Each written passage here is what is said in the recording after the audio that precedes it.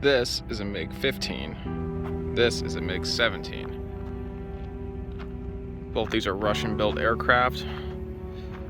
This was the first version. This one first came out in the late 1940s. I believe it was first tested in 1947. It's a cool plane, but it had a lot of flaws when it came out. It had a lot of problems with controllability. The wings weren't swept as much as they should be. It was really difficult to pitch up and down due to the size of the ailerons and flaps, the elevator.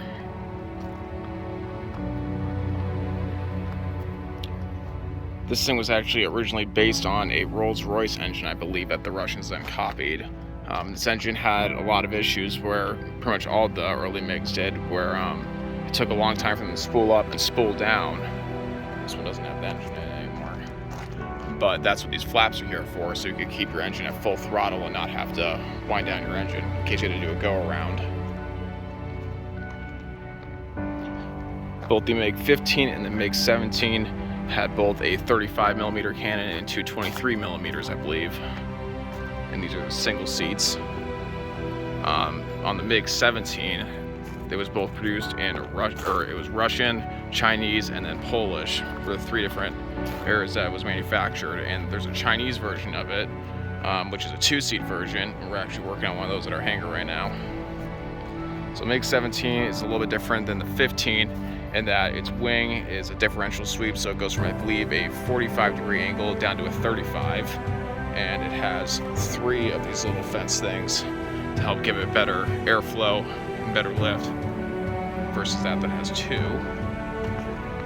MiG-17 also had redundant pitot-static tubes, two on the wings versus that one that has one on the side of the cockpit.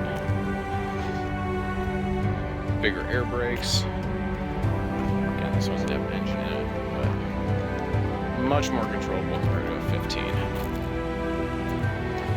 I believe this one first flew in the 1950s.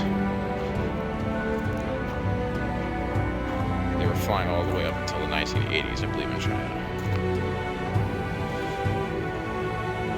Two very cool MiGs, and soon you will see the one that we are working on our hangar, which is a Shenyang JJ5, which is the two-seat version of MiG-17.